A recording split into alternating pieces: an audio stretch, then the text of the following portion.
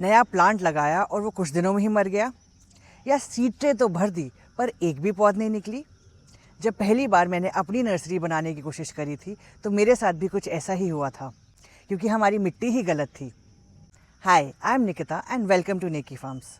I am a first time farmer and in this series, No Better to Grow Better, I will take you on a journey with me on how to grow your plants or vegetables. This episode is the first step of starting your gardening journey.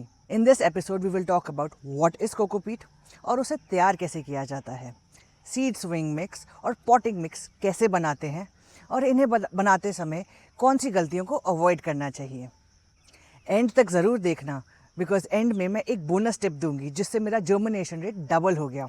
So if you have ever dreamt of having your own garden or growing your own vegetables, come, because if you know better, you will grow better. तो सबसे पहले बात करते हैं हम cocopeat की।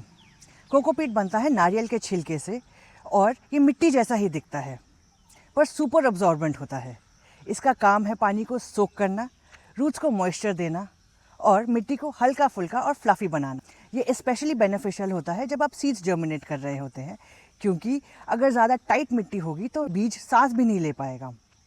Market में cocopeat ऐसे 5 kg के ब्लॉक में मिलता है।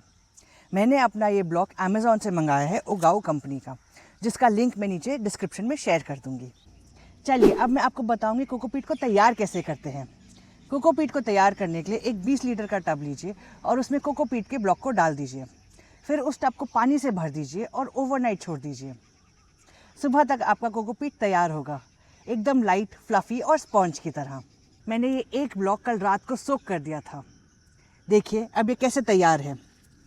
कोकोपीट को हमेशा 100% मॉइस्चराइजेशन पे यूज़ करें, जिसका मतलब है जब आप उसको उठाएं तो वो गीला हो और दबाने पे हल्का बहुत पानी निकल रहा हो। अब हम बात करेंगे सीड सोइंग मिक्स की। ये वो मिक्स है जिसमें आपका सीड जर्मिनेशन सबसे ज़्यादा रहेगा। आप नापने के लिए एक मग का इस्तेमाल कर सकते हैं। इसका टेस्टेड फार्मूला है 2 पार्ट कोकोपीट, 1 पार्ट रेता और 1 पार्ट वर्मी कंपोस्ट। ये लाइट होता है, वेल ड्रेन्ड होता है और मॉइस्चर को कंट्रोल रखता है।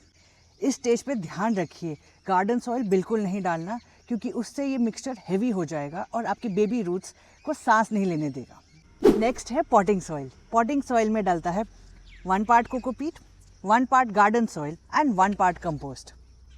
इसमें हम कंपोस्ट और गार्डन सॉइल एक्स्ट्रा यूज़ करते हैं because at a growing stage आपके पौधे को न्यूट्रिशन की ज़रूरत होगी, जो गार्डन सॉइल और वर्मी कंपोस्ट पूरा कर देगी।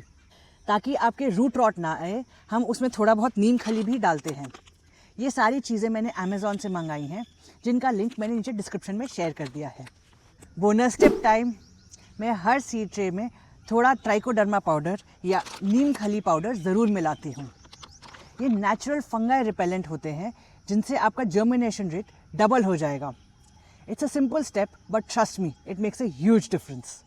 तो ये वीडियो था हमारी गार्डनिंग और फार्मिंग जर्नी का पहला स्टेप, जहां हमने बात करी कि कोकोपीट होता क्या है, इसको इस्तेमाल कैसे करते हैं, सीड सोइंग मिक्स क्या होता है और हेल्दी रूट्स के लिए पॉटिंग सॉइल का क्या फॉर्मूला होता है।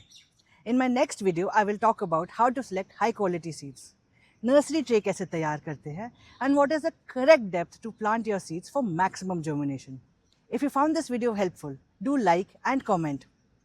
And don't forget to share it with someone who's starting their gardening or farming journey. क्योंकि याद रखें, know better to grow better.